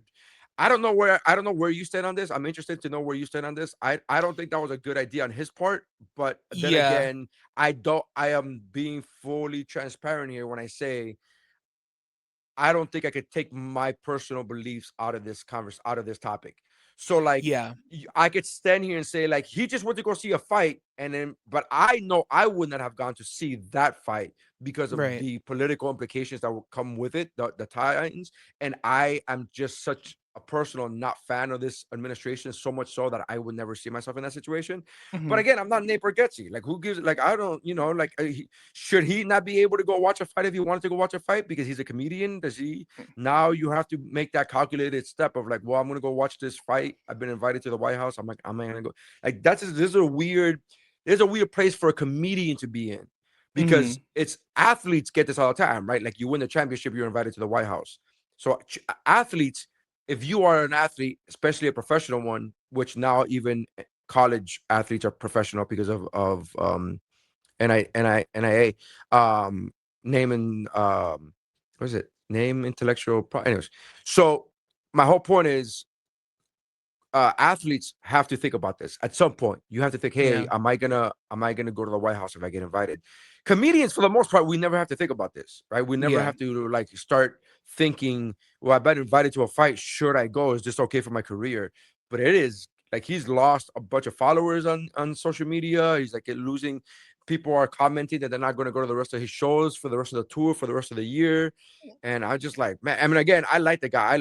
I had I met him those 3 weeks, 15 years ago. He was the nicest guy ever. Yeah. Uh, I am very happy for his success. He had a movie come out recently, The Breadwinner. Mm. Yeah. And it just seems weird now that he decided to go to that fight. And I'm like, oh shit. But he Well, keeps claiming that, oh, I'm not political. And I'm like, you can't be like, I'm not political and then go to the White House yeah. for a fight. Like that's the opposite of not being political, man. You can't. I don't know, man. Yeah, it's Song like tough. it. I don't. It's tough because and when I saw this on the docket today, I was like, well, I kind of struggle with this because I like Nate a So do I. lot. Yeah. Like I think he's so funny. I think he's a great dude. I've never met him personally, but like I've only heard good things from friends of mine who have worked with him, and he's done monumental things for people for like openers and features in their career. So like for example, like getting somebody like, you know, like Aaron to do arenas, or getting somebody like Brian Bates to do arenas, and Julian Or his dad. McCullough, Or his or dad. his dad, yeah, or and like a friend of ours, Nick Thune, to do Yeah. arena shows, and like kind of allow these people to like have their moment and like be able to be seen by thousands of people, and like and get the credit that they deserve. So like he's done a lot of great things, so I struggle with this topic, but it is also something that I was thinking about, where it's like, and I don't, and this is coming from somebody, and you can you could tell by the history of this podcast and how I've spoken about this, even on my podcast, any podcast I've ever been on. I'm not political and I'm not a sports guy, so I would never Yeah. go to either of these events. Yeah. Right. This like is not. This is the anti Valdez event. like it's just like, if it was at the if there was a UFC fight in Selena Gomez's ass, I wouldn't go. Like like you know what I mean? So like it's just, I mean, I might, but but Yeah. like I mean, hold on. you Hold know, on. Hold like on. Now. I would have to do a couple hear me outs, but like I would, it's tough, like but what I'm saying is like, I think ultimately, and it goes to a bigger question: is this the first administration that we've ever had where making a decision as small, because it is kind of a small decision, of like, well, I do want to go to a UFC fight, and it just so happens to be at the White House, where now that fully means I support the person at the White House. Yeah, it's very yeah, it's very polarizing. Here's the other part. He never posted a picture. The Yeah. person who posted a picture was Robert Kennedy's wife, who is Cheryl from whatever her name is, Cheryl from Curb Your Enthusiasm. Yeah. Larry David's wife in that show. That's Hmm. the actress that took a picture with him and her husband, who's Robert Kennedy, and Nate Bartgetzi. She's the one that posted that picture. He Hmm. didn't post a picture. He didn't post. He like we would never have even known he was there. We, the public, would never have even known he was there Yeah. had that picture not come out. And it kind of seems like um strategic on his part. Yeah. You know what I mean? Like, because he posts other things. He posts like, "Hey, I'm at this other place. I'm at this." You know what I mean? Like, he'll post other things on his social media, and I kind of feel like it was strategic. Again, this is not a indictment on his part. This is like he wasn't trying to flash and be like, "Hey, look at me. I'm at the White House." Hmm. He wasn't like, "Hey, look at me. I am I'm supporting this administration." He wasn't doing any of that. He was trying to like I don't again I'm with you. This is very it's because it's about a comedian who I have met. I'm not gonna say I know him, but I have met him in the past years ago, and I like the guy and I like his material. Hmm. This is very conflicting for me because I don't because if this would be a comic that I didn't like, I'll be honest with you. I'll be like, man, fuck that guy. Yeah. Fuck that piece of shit. I'll be like, you know what I mean? If there It's was a comic easy. that I wasn't, Yeah, it's easy and to do that about Tony Hinchcliffe. Like, it's ah, easy, yeah, like well, but I mean, I said comedian. I didn't yeah, say fair. but yeah, yeah. So I'm aware of the hypocrisy on my part that oh, you're not being as harsh on Nate because you like the guy. You're right. I'm not. But also like it's a very weird time that we're living in where this kind of thing. And I don't like the phrase canceled because there's a difference between because nobody's canceling Nate. They're not Right. canceling him. They're just Yeah. the people, even the people in his comments are just saying, I'm not gonna go support you anymore. And there's a difference between those two things. Mhm. They're not looking to get him fired from something. They're not looking to cancel him from a TV show that he's on, but they're just choosing to not support him with their wallet. And I think that's Right. a decision that that's a choice that we all have. That's not canceling somebody. That's just like, hey, I don't want to go. It's the same, it's the financial equivalent to like, just keep scrolling, bro. Just keep Yeah. scrolling. Like, hey, man, you don't like this? Just keep scrolling. You don't have to comment on everything. You just keep scrolling. Yeah, man, it's a weird situation because like yeah, like I said, like it's just like because of where it is, because of where it was, and because of what it's like if this was just a regular UFC fight and Trump happened to be there, it wouldn't have been a big deal. Because Nope. it's Now, just like correct. Correct. well, Trump just happened to be there. And it's like, well, and what's so funny is like, because the first thought I had was like, these people went to his house, which like, So funny. I don't even think he sleeps there, right? Like he said something about No, he sleeps at summits and meetings and cabinet meetings, and that's where he sleeps. yeah, fair he, enough. he doesn't sleep there specifically. He sleeps. Yeah. Yeah. Well, So like, G7 summit. This is a good time to fall asleep. I'll fall asleep right yeah. here. Cameras on. Cameras on. All right, cool. Yeah. He fell Just asleep. make He sure. fell asleep during a fight. By the way, did you see that video? I'm sure. Yeah. So I he don't fell know. asleep. He fell asleep during the fights. Right, he was watching the fights and he was clearly out. Like his eyes were just. He was clearly gone. And then somebody, like a minute later, somebody must have handed him a hat, like a USA hat, and he put the hat on because then you could no longer see his eyes. Oh, wow. But it's so funny because I was like, oh, he's clearly sleeping. And then somebody gave him a hat, like give grandpa a hat so he can fall That's asleep, so please. funny. That's not I was just thinking about this yesterday where I was like if that were my dad, not possible. My dad sleeps like Homer Simpson. Like just Oh yeah, yeah. like mouth open, tongue to the side. Like just like like what's so funny is like my parents, because we were talking about this before about how you were telling me like how did you get into theater and all this stuff. My parents are the typical like sitcom trope of like wife likes going to the ballet, and husband just sleeps the whole time, and when the Mm, intermission happens goes, oh, that was good. Like, just like yeah. that is my Oh, parents. he's Like, you're married to Tim Taylor. yeah. Yeah, Yeah, my you're mom, married. Your my mom's married yeah. to Tim Taylor. Yeah, yeah. Yeah, my dad is Tim Taylor. Yeah, it's just, Uh, is he very yeah. handy with the tools and stuff? Does he do that? Yeah, pretty much. Like, he's handsy with tools. I mean, the only difference, like, he's my dad is if Tim Taylor and Ned Flanders were one person, because like Oh, that's interesting. my dad is also very heightily hodily neighbor at the same time, because he's very talkative to all the neighbors, extremely, like, a church going guy, like, just wanting to invite everybody to church, like, that kind of guy.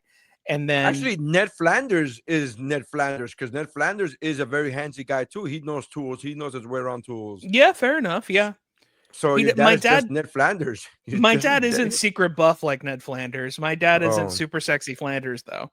You right. know? So One of yeah, my like, one of my favorite tropes about Simpson characters, whenever they take off their shirts, they're ripped. It's so funny to me. yeah. Same Well, thing with the especially with lawn guy. Flanders. Same thing Yes. with the lawn guy. The lawn guy takes off his shirt. He's super buff. Yeah. It's so funny. Yeah. I love the Simpsons, but yeah, man, it's a weird situation. Like, I feel like, unfortunately, we have gotten to a point where, at least, and I've talked to friends about this, and this is coming from somebody who doesn't know. I don't know much about politics in history, but I do know about what's going on now, because everything's political. Right. So yes, I do agree with you in the sense of, like, you kind of have to have an opinion now, because there is no choice. Like, it's Right. just, it is in the choices are in your water. Like, they're Yeah. in everything. Like, Very literally in your water. yeah, Yeah. like everything, like, the political choices that you make are in your water. So, like, it's very difficult to not talk about. But um I mean, it all my I have friends that think that this whole, like, Republican Democrat thing all started with the Reagan administration, about Oh, everybody being villainized, essentially, sure. because now this is like the peak of it, where now it's like you can't wear the color red on a hat anymore. Like, it's Dude, like, I so red is my favorite color. And sure. a couple years ago, I wanted to make a hat for the podcast. Hmm. For I believe if it wasn't What's Up, Bro, I believe it was for Mount Geekmore. Hmm. And I was running it by my friend Jeff, who was on the podcast. His name is Jeff. And we both wanted red, and we were like, we literally decided against it Yeah. because of the red hat thing. Like, I don't want to be seen as somebody wearing a red hat and be confused Right. for, like, it's a weird, yeah, you can't even wear a red hat. Like, he can't wear any red hat anymore. That's such a Yeah, you weird can't. vibe. Yeah. Yeah, But I like the it's I like super the idea of strange. your friend. I like the idea of your friend being like, it all started with Reagan. It's like, no, no. You should watch this show called Hamilton, and you just That's so funny. put shit There into was perspective for you. Yeah, So yeah. there's a podcast I love listening to. It's a podcast called Guys, and it's just comedians making fun of, like Reddit commenters. and Sure. like Yeah, yeah. and essentially it's the funniest thing. And yesterday's episode was Ideas Guys, and there was a guy who posted, he said I want a social media app that's like Letterbox but for historical events. And the host said, I have not stopped thinking about this since I read it. Which is the funniest thing, because it's like, oh, like, Greg disliked the Holocaust. Like, what are you talking about? Like, what do you Yeah, yeah. need to do a letterbox review of a historical And then how do you? And then at that point, does liking mean that you like that you the liked it? that you liked it, or does liking mean that you like the fact that somebody brought it up? Like, you know what I Yeah. mean? Like, it's that weird. I have I Yeah. have a friend who's a newscaster, who's a professional newscaster in Miami, Yeah. and she's always posting these. She's a news anchor, she's a news reporter, and she's sometimes Hmm. posting these awful stories of, like, so and so is on trial today for murdering his wife and children. and I want to like that post because I want to support my friend Of who is course. a But you don't reporter. wanna like that somebody murdered their children. Yeah, but I'm like, now I Yeah. feel weird. Am I liking the fact that somebody killed their children, or am I liking the fact that there's a story, or that you, my friend, the reporter, posted the story? And it's always a weird, like, I feel weird clicking on like. So it's like, Yeah. so Well, some, I could just imagine the Reddit of like, oh, the Holocaust is like, yeah, or don't like or that. somebody posting those, like, pictures of them, like, at the hospital or something. Yes. They're like, "Oh, I it turns out, like, I had a stent in my heart, and they have to do this," and You're like, you're like, "I have to like it, right?" you're like, But double it's tap, so I double tap. funny enough, it goes back to something that Angela said. Angela says that a like has now become, "I have received the message, and I saw it." Like Yes. Yes. like, it doesn't mean I actually like it. It just means I saw the message, and I'm letting you know I saw it. You Yeah, know? red. It's a new form of a red receipt. Here's a good question, Yeah. and this is I actually have a video about this locked and loaded. I'm ready to post it, Hell waiting yeah. to post it. About red receipts. Are you a red receipts guy? Do you turn your red receipts off?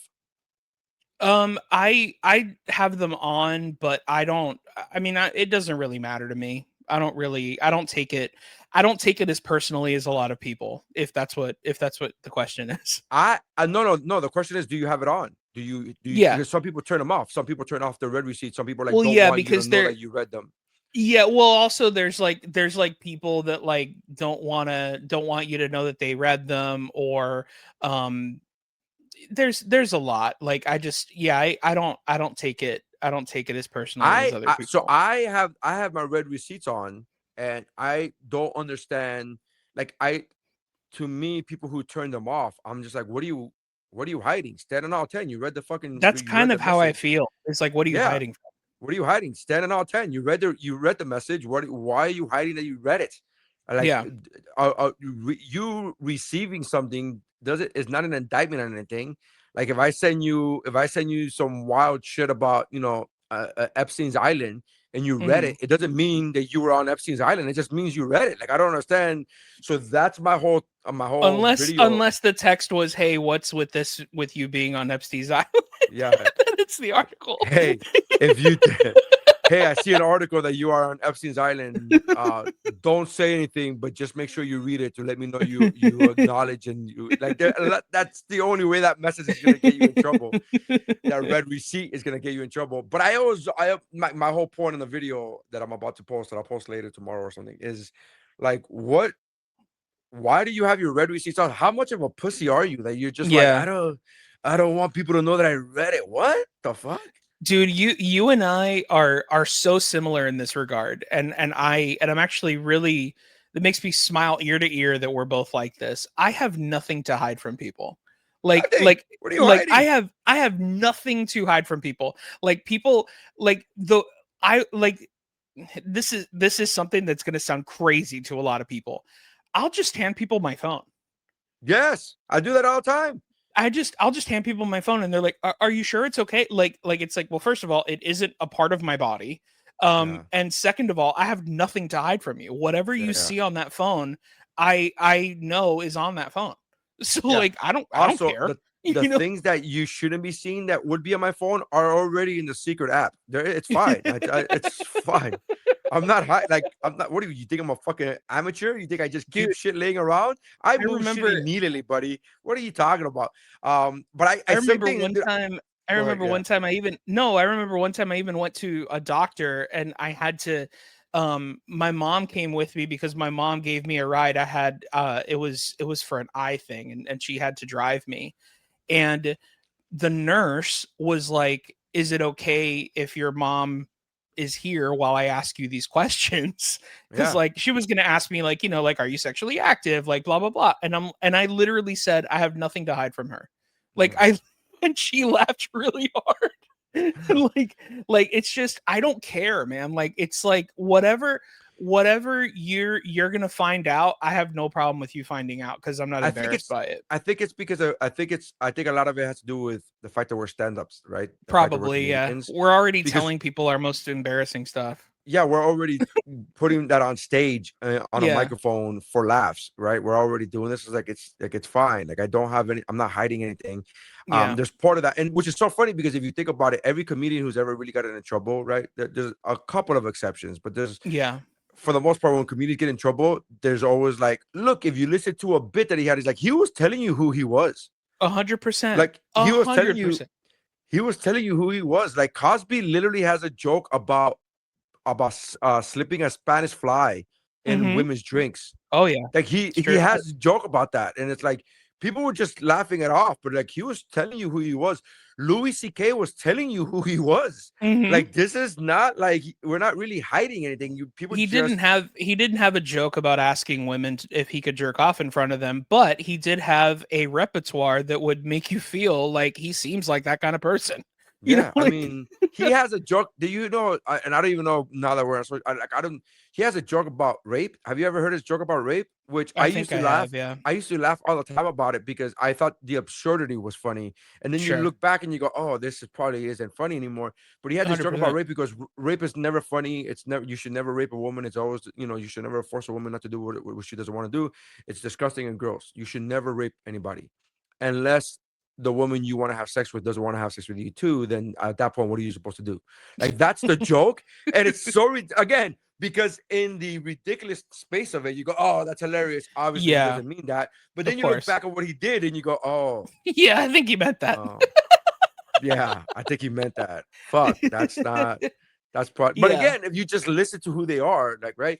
So as comedians, we're not really hiding anything, and I just think it's like I see those and they're meant for it's meant in a comedy lens. Like you see those funny TikToks or reels where guys go through the extreme to hide to stop their girlfriends. You know what I mean? Like they fell asleep and the girlfriend would like open their eye to be able to unlock the phone and whatever. Right. And guys go through extremes to be able to like throw their phone out of the window or blah blah. Now Mhm. you're never gonna see what's on my phone. And I hand my phone to my wife on a daily. Like I'm like, she's like, Sure. yeah, or like, hey, here, like she same thing, like she'll ask me for my phone, not give me any context. She's like, hey, give me your phone, and I'll give her my phone. And it turns out that she's trying to take a picture of something that's on her phone, whatever it is, whatever it Mhm. is. But I don't go why. I don't be like, why the fuck do you need my phone for? And I'm like, I just need Yeah. your phone. The other day, I was trying to find a reel that I sent her and I was like, I need your phone. And she gave me a phone and I'm trying to find a reel. And the reason I couldn't use my phone is because I was looking up a different conversation with a different friend to try to see if I could find this one reel. But she never Yeah. hesitated. Like, I don't understand. Like, so that logic, it's a weird thing where we're like, what do you hide? So why do you have your red receipts on? Like, I don't understand. Like, what the fuck? Just, you know, I just I've left, yeah. by the way, my red receipts are on and I don't do this often, but there's a few times where I've left people on red. I'm like, the conversation is over. I Mhm. read it. I'm not sending you another message. I read it. And Yeah. like for the most part, I really don't do that. For the most part, I really kind of like close. Like to close up conversations in a tight little bow. Like okay, okay. Yeah, yeah, yeah. But yeah, I don't care. I read it. Yeah, and what are we hiding for? I don't understand this red receipt conversation for. Yeah, I fully agree with you. I fully agree with you. It's funny like if I I'm not married, but if I was, like I feel like our bit would be, can I have your phone? And if I said why, the joke would then be that my wife would say, because I want to see who's if you're cheating on me or not. And like that would be the joke. You know what I Right. mean? Because like of course I'm not. That's hilarious. Yeah, like that would Hilarious. be our bit. Because it's like what do you mean? Like just like it's kind of like, I've had diabetes for my whole life, and like, back in the day, before the pump and all that stuff, like you would have to take syringes and like take it. And one of my favorite things to do was like when people were like, "What's that?" And I just be like, "I'm taking heroin." Like I would Yeah. just do that. Because and people would laugh because obviously they know I'm not taking heroin. You don't take heroin on your stomach, you take it on your arm. Like Right. it's We all know stupid. that you put it's such a weird it was weird to see you take your diabetes medicine in between your toes. That was a little odd. But hey, to each his own, I guess. Yeah, So the funny. insulin only comes in solid form, so I have to usually burn it on a Yeah, spoon. Like on just a like spoon. Well, this yeah. is for my diabetes. Yeah. I wonder if there are heroin addicts Of claiming that. Like course there this are. for Are my you diabetes. kidding me? Of course there are. It's Of for my course there are. diabetes. Like It's what? my diabetes Diabetes? medication. I'm sure now they're calling it their Ozempic or something. That's Like just funny. like which Yeah, is crazy. I gotta burn my Ozempic on a spoon. That's hilarious. That's Yeah. It's hilarious. wild, bro. Yeah, Did that's you did hilarious. you by any chance I did go to the movies this weekend. I saw the Michael movie. Did you see Disclosure Day or no? I love the fact that you saw the Michael movie on the week that it comes out on on video on On demand. video. I love that. You're like, I Yeah. finally went to go see the Michael movie in theaters. Your house, your living room. You went to your Yeah, living yeah. room. No, I went to Um. the theater. So Still, what it you was asked? full, by the way. Full, by the way, which was It's still making wild. money. It's still It's making still money. making money. It's It's wild. I was so surprised that there were that many people there. yeah, I've been noticing the Michael movie. Well, I've been noticing the box. I always notice the box office, but I've been Yeah, noticing yeah, that in the last few weeks, the box that he's still in like the top five. The yeah. Michael movie is still coming in the top five. Hmm. Um, so this is another topic that I kind of feel very um conflicted on Yeah, we're because probably gonna agree on this too. I'm a huge fan of his movies. Movies. I'm a huge fan Music. of his music. But I really do think he did that. I really do Yeah. think that he everything that he was accused of with kids. I know that he was. I know that he won his trial. I get that. There. If somebody were to make an argument to me defending Michael Jackson and those accusations of children, I would not. I would have no feet to stand on because he won the trial. Right. The trial says that he Right. was not guilty of it. And you are. I am okay with people to give an equivalent, right? When people defend Trump saying that he's not a pedophile, I was like, no, no, you're a piece of Hmm. shit because he's hiding something because that's why he's Yeah. not releasing the Epstein files and blah blah blah blah blah. Ask him I if you would can not borrow his phone. right. I would I would not. That's so funny. I would not have that reply if somebody were to defend Michael Jackson. Somebody defends Michael Jackson, I'll be like, yeah, you're right. I mean, but I Yeah. just the feeling that I get is I feel he still did it. Whether that's right or wrong of me to do that, I'm sorry. Hmm. That's just the way I am. That's just the way I feel. I saw that the documentary a few years ago, where those two guys came forward, Yeah. and I believed them, and I Yeah. just believed the victims. I believed them. Well, And because of that, there's I just don't want to support that family with my money for the movies. well, I I just I can't. totally I totally get it. And like I'm on the opposite side of the spectrum, but I also it's weird because like some look, man, I wasn't there. I have no idea. You know what I Correct. mean? Like, and Absolutely, yeah. I have no idea. And like, I want to believe that those people were right. However, the HBO documentary that was made, Leaving Neverland, is off of HBO because both of those people have admitted that it was a lie. Oh, is that true? Um, Is yeah, that thing? I did not know yeah, that. I did not know yeah, that. yeah. Well, that They makes me feel admitted better that. about it. All right. Yeah, so you can watch it at home now. But Yeah, I could watch it at home now and jerk yeah, off at so home. like Um, but but like but that's not what everybody look, was doing in the theater. Everybody at in the theater the wasn't jerking at off to Michael Jackson. yeah, at the end of the day, um and the truth is there's it's just hard like my That's whole interesting. I did thing. not know that. That makes me feel a lot better about it. To be honest with you, Yeah, that really does relieve a lot of, because I was that guy that's like, again, like I said, like I just said, I was like, I didn't want to believe it. I did not want to of believe that about Michael. course. I did Yeah, not you want don't to want believe to. that. I was Yeah. like, I don't want to believe that. But I was like, I can't just not believe these two guys. But if they are, all right, that's good to know. Look, one thing that man was guilty of, and I would say that to his face if he was still alive, the thing he was guilty of was being weird as fuck. Like, Super weird. Yeah. like he was 100% weird. Like, but whether or not he touched children, I don't know. You know, Right. but one thing I will say, which I did not know this, my friend who was with me when I saw Michael told me that he saw a documentary that because Michael Jackson's name was on the Epstein list, Yeah.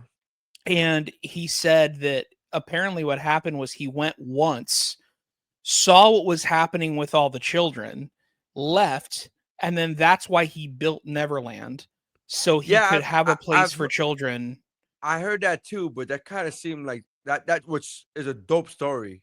Yeah, But if true, also if true, that's a cool if story. true, like that's what I'm saying. Like that's one of those stories where you hear, you go, oh, that's great. And you're like, is that real? Is that a real, like, Yeah, you know what I mean? Like, just going back to what we talked about earlier. Is that real? Did that really happen? of But course. it is a dope story. It is a dope story Yeah, that's why he built Neverland. yeah. If true, then that's a really cool story. But also, you were really rich. You could have probably got some of those kids out. No, like, blow the I think whistle. Like, I so. don't Yeah, know, blow the whistle. yeah. Like, just, I don't know, so man. What weird. am dude? And I tell people this any chance I get to talk about Michael Jackson. My absolute favorite Michael Jackson clip that has ever been made ever is there's a documentary that's being made. I think it's like a 60 minutes or something, and he is at an art gallery, and everything costs billions of dollars. And he's walking around with a guy with a clipboard, and he's just going, "I'll take that. I'll take Yeah, that. I'll take that." that. And That's it's just like that guy was made of money. Like it yeah. is That guy's just unreal like, how he's much doing money it. that guy I had. think at one point he pointed to something that was just like structural part of the store. Like, no, that's a column that's holding up the building. And he's like, yeah, I'll take the whole building. I'll take the I'll whole take the whole building. building. He's like, what the fuck? It's like, he's just like, what? No, that doesn't. No, that's Dude, not. Oh, okay, yeah. John Stamos has the funniest story about Michael Jackson where like Michael Jackson and John Stamos are both very big Disney memorabilia people. Mm-hmm. And John Stamos went to an auction where Michael Jackson couldn't make it because he was on tour, and he got um the original like signage of Disneyland on the outside of the park, like just the original Sure. signage. And it's like, I mean, it's worth like millions and millions of dollars. It's literally, it was made, it's the first Disneyland sign ever made. Yeah, it's a And one of one. yeah, it's a one of one. And he said he goes, at least twice a week until he died, he would get a call, and there would be an assistant who would go, Mr. Stamos, Michael on the phone for you. And then he'd go, can I have it? Like every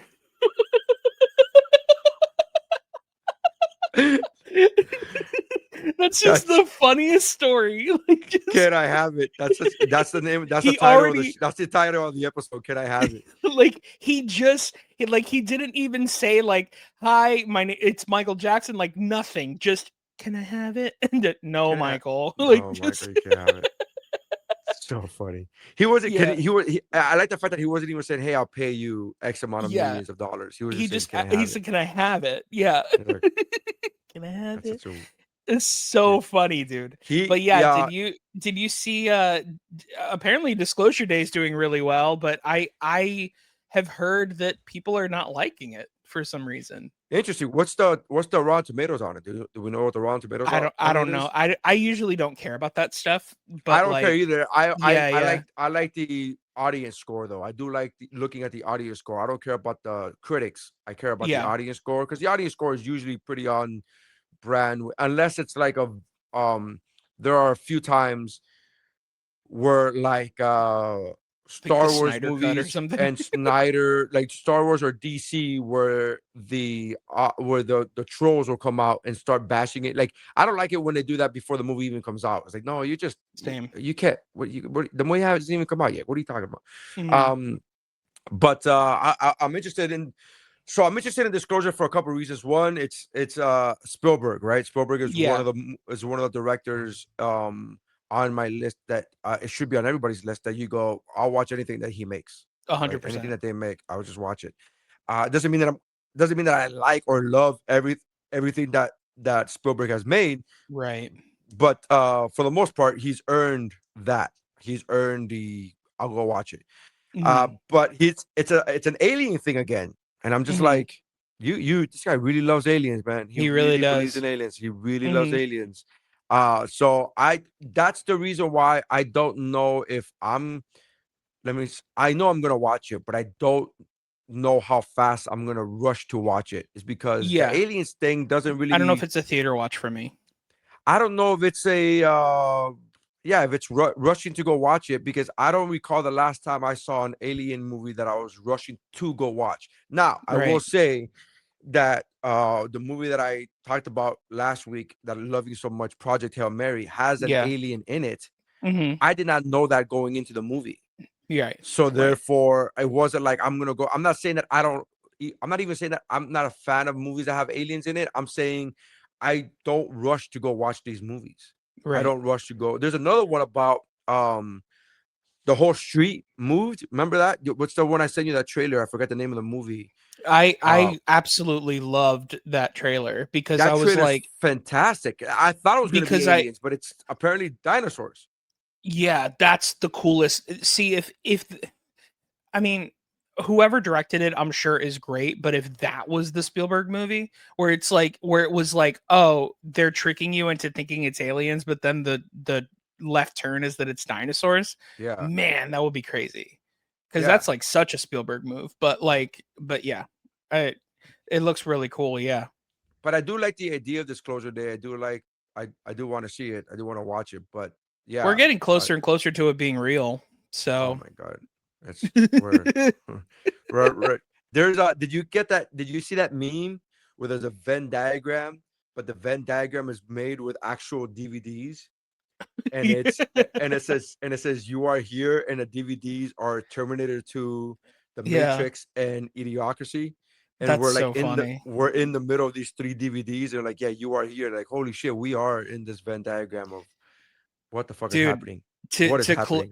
funny enough, to close the Venn diagram, there's a Nate Bartgetzi joke that's very funny where he's like COVID was so bad they just said that there's aliens and people didn't care.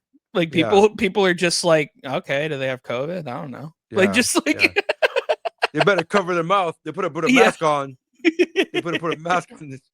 my Yeah, it favorite was. my favorite thing that he says on that special is the best thing about COVID is that it allows people to only be able to cough twice. And he says, and he goes, man, it made me realize how much my parents love coughing. Oh, it's so funny.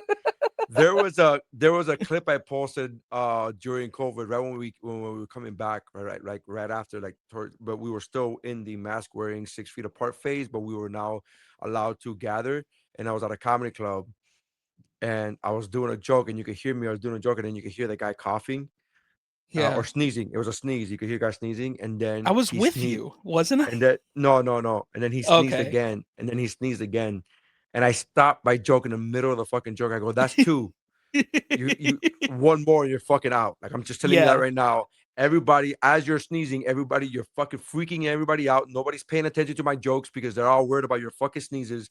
That's Yeah. two. You get one more and you're fucking out of here. And the whole crowd erupted laughing. Oh But it yeah. was like, it was, dude, Which would have made the problem worse, but yeah, I had never in my life, during my career been so cognizant of somebody sneezing and how many times that person has sneezed than when I was during COVID. Like, yeah. the fact that I'm doing a joke, I'm telling a joke and making people laugh and having a good time, and I'm like, did you fucking, like, that was twice? You just like that.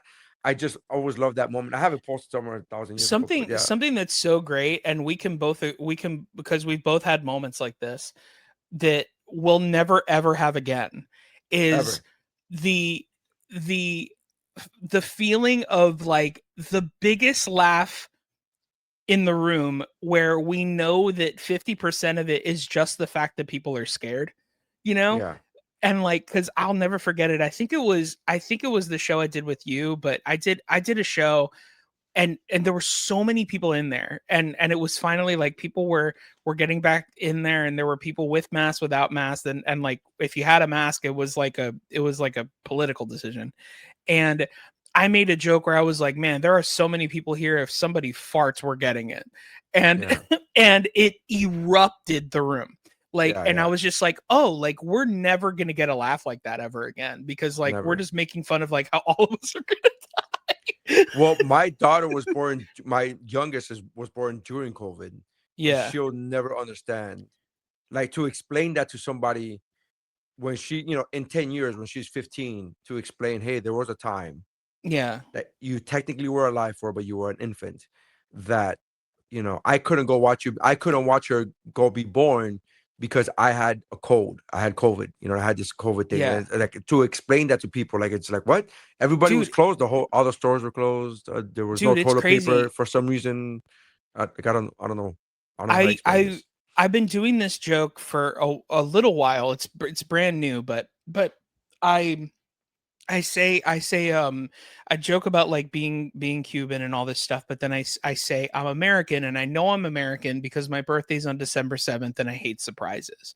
And that's a funny joke, but I've noticed that a lot of people don't remember Pearl Harbor, right? Right.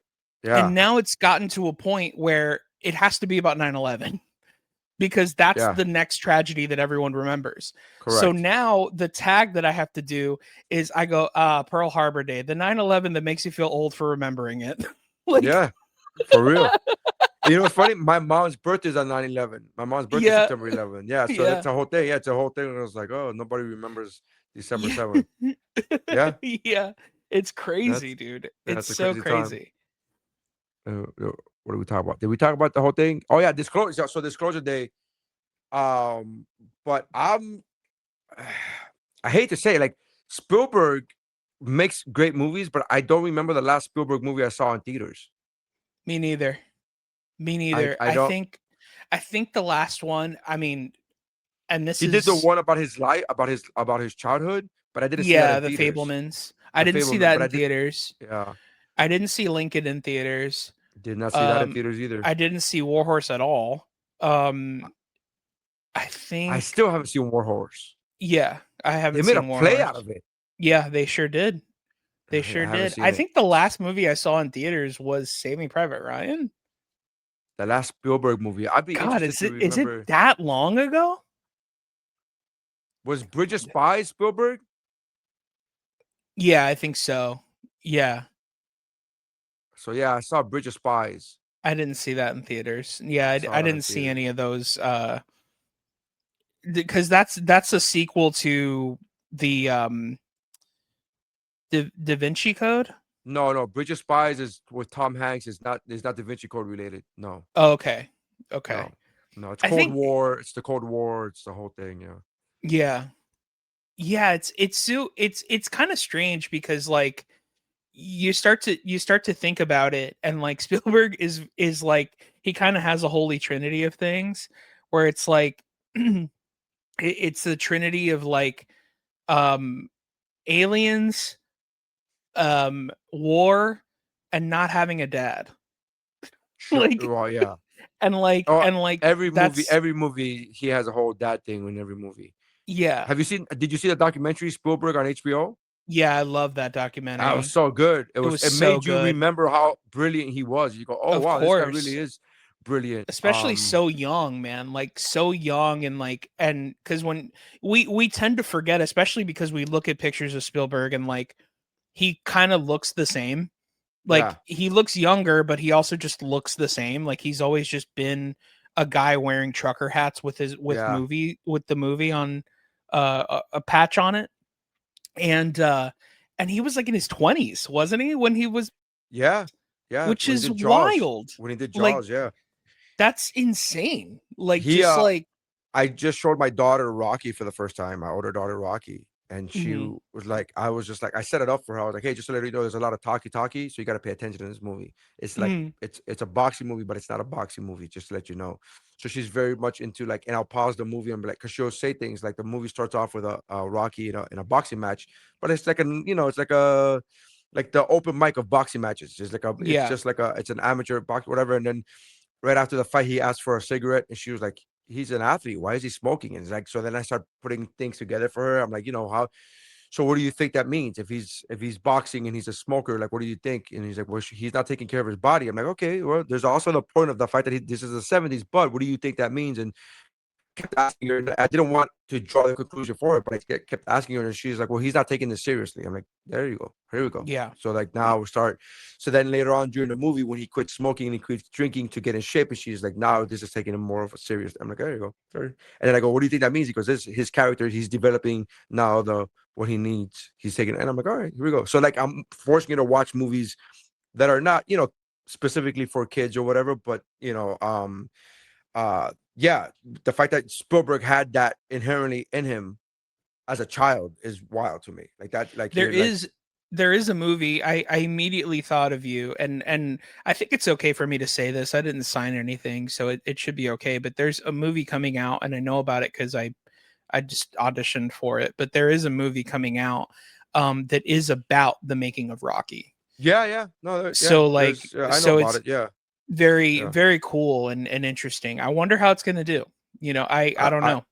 Yeah, I wonder how I'm looking forward to it as well. There's another one up. Another one about Rambo, Yeah. but it's gonna be a TV series. Mhm. But so anyway, so I'm a big fan of Spielberg, but I don't know the last time I remember. I don't remember the last movie I saw in theaters of his. This is a weird thing Yeah, to say. it's been a while cuz I'm it's looking more funny. forward to Supergirl, which is again, this is a weird thing to say. Like, hey, have you seen Disclosure Day? Like, no, but Supergirl comes out soon. I was like, what? What Yeah. are you talking about? Yeah, it's true. It's true. Yeah, like it's yeah, and especially I never, you know, you're a Superman fan, but like Superman was kind of always my least favorite, of all the superheroes. But Sure. since James Gunn took over, it's now been like, oh, like I actually really enjoy these movies now. Yeah. Because the way that James Gunn created the universe, and like especially the most important thing is that James Gunn like really reminds the audience, and specifically me when I was watching it, that Superman's power is kindness. Like that's his actual power. Yeah. Yeah. And Yeah. and so like because before then, and to be fair, like I was never a Christopher Reeves I never watched the Christopher Reeves movies. I did later, but I never grew up watching them. What I really Yeah. grew up watching was the animated series. Like I Sure. watched the Superman animated series, and it's so like I just remember it being very, and also I remember the Adventures of Lois and Clark, which is arguably the worst Superman, Yeah. especially personally. but Yeah. like, On but a personal level, yeah, a piece on of a shit. Yeah. personal level, just the worst version of Superman. But I just remember it being like, oh, like this guy is just Jesus. Like what's the point? Well, But my whole love affair with Superman was always the other side of that coin of what you're talking yeah, about is was always it wasn't that he was super strong and it wasn't the powers per se.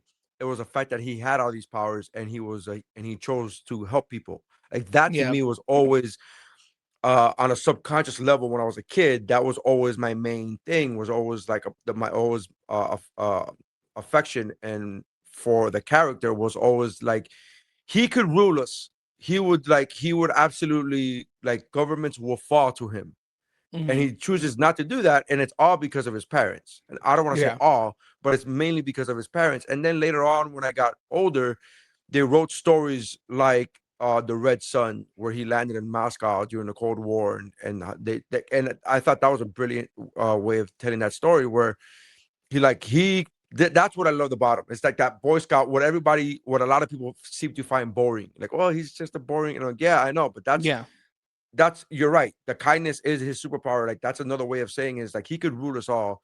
He could be a god, and he chooses not to be. Like he yeah. chooses not to be. Like who? Like that's a thing. Most And people. to be completely fair, that is Jesus. Yes, that's yeah. So that's why I agreed with you. which a lot That's of why I which a lot of Christians would not agree with me. yeah.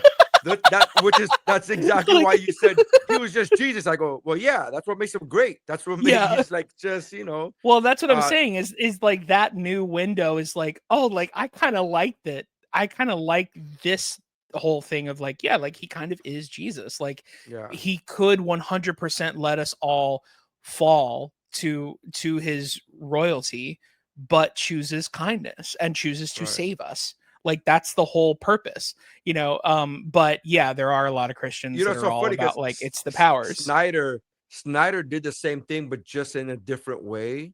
And I Hmm. think a lot of people don't see that. And again, I prefer, James Gunn's Superman over Snyder's, but I really have a deep affection for Snyder's Superman. But he did kind of the same thing, right? Where Lex Luthor was saying like a god. a god is either all powerful or all good. If he's all good, he can't be all powerful, and if he's all powerful, he can't be all good. Right. And that's like that kind of like Yin that yang. Yeah. that yin yang thing that is basically saying what we're saying now, that kindness is his superpower, and that Mm-hmm. he, when he gets up and he's being handcuffed, and Lewis is like, you let them handcuff you, and he's like, it makes them feel better, like little things like that. Yeah. Yeah. It's like it lets them feel better. It's like it Can wouldn't you be imagine me. if that was in the Bible? You let them Yeah, handcuff he's like, you, it just makes them feel better. it makes them feel better, man. What are you doing? It's just like, so that's it. That's what That's so Superman was. funny. Superman was like a version of Jesus, where he's like, look, I'm gonna let you arrest me. Like, I'm the son of God, and I'm gonna Yeah, let you yeah. arrest You're me, and I'm right. gonna let you You're persecute me. absolutely right. And then he gets up, Snyder Superman gets up, and then he just breaks off the handcuffs, and everybody's like, "Oh my god!" It's like, yeah, man, it's Yeah. like it's fine, It's so Yeah. but so Snyder was doing it in his way. It's just a darker version. It's just not Right. as overtly verbally saying kindness is my super. Like, that's not. It's just a very. Of course. I always like. There's a lot of things I like about each alliteration of these characters, right? So like Mm. we've seen Superman in multiple versions. We've seen Batman. There's a lot of things I like about Bale's Batman. Yeah. Actually, there's not. But there's a lot of things I Really? like. I don't like Bale's Batman. He's just so. You don't like his I Bruce like Wayne either? that's what I was gonna say. I like Bale's Okay. Bruce Wayne. That's Okay, because I agree with that. that's I think his Bruce Wayne is one of the better ones. yeah. His Bruce Wayne is one of the better ones. I will say that his Bruce I Wayne think is dope. Affleck is the one that got both of them correct, though. Yes, that's my again, but I'm a Snyder guy, so whenever I say that, it's always No, I tinted could with. say that as a person that's not a Snyder person. I But think that's what I'm saying. Affleck Coming is from is you, the that's what I'm saying. guy.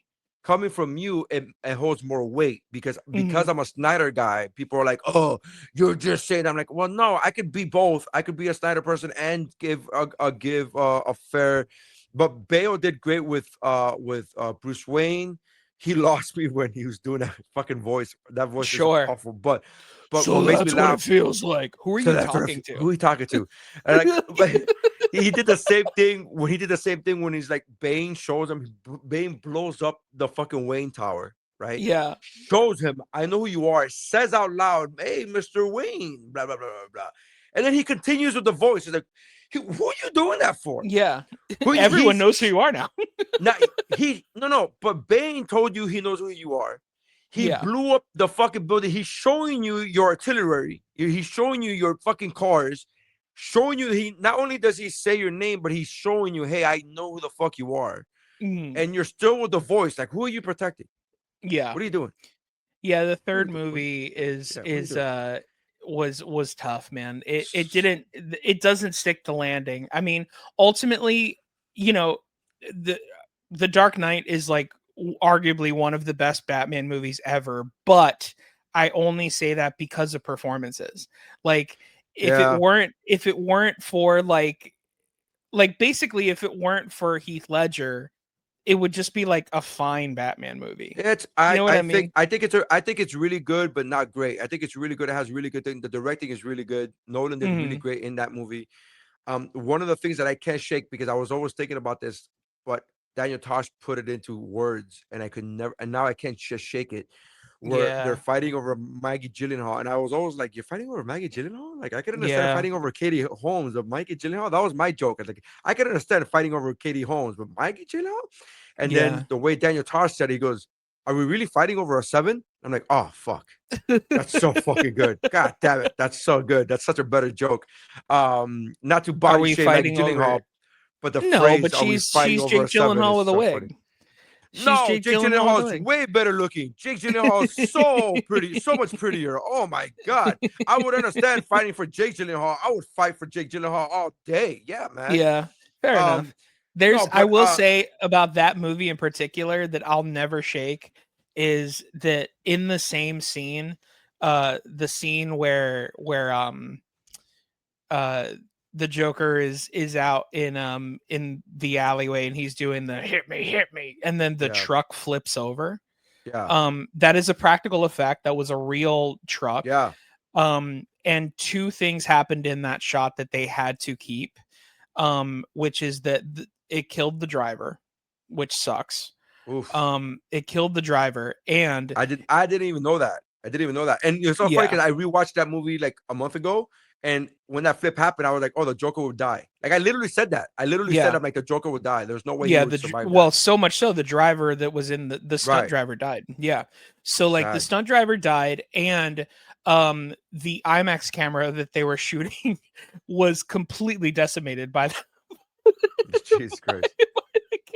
and it was so funny because at the time there were only 2 IMAX cameras in production, and Nolan broke one of them, which I That's think so is funny. so funny. That like That's so so funny. he owes IMAX, like, I mean now it's probably fine, but like it's he owed them like millions and millions of dollars because like he broke like one of the only 2 that were made at the time. That's And so now funny. it's a little bit easier because like, IMAX is such a thing that people want to see now, ever since Yeah. like, especially ever since like Sinners and things. But yeah, like, yeah, now it's a whole thing. But I'm Uh, excited for the Odyssey. I'm I'm sure excited. you are too. I'm excited for the Odyssey as well, man. I can't wait to watch it on my iPhone, as Nolan intended. As Nolan intended for us to watch it on our iPhones. Anyways, all right, man. Listen, we're gonna wrap up. That's our time. Thank you guys for Heck checking out yeah. the podcast, the What's Up Bro podcast. Check us out, Mike Valdes. His handle is Mike Valdes. My handle is at Nery Saenz at all social media. You can check him up at that's thekidfromup.com. Correct? Is Yep. that it? The That's kid it. from up, thekidfromup.com. Mine is whatwashisname.com. Check out all the socials there. We appreciate you for checking us out. Go follow us. Go watch our comedy. Go do that. Go watch Mike's commercial, man. His Walmart commercial is fantastic. I can't wait to Yeah. watch the rest of them. Yeah, So they'll be it's gonna up be dope. soon. All right, man. All right. Thank you guys for checking us out. That's how winning is done.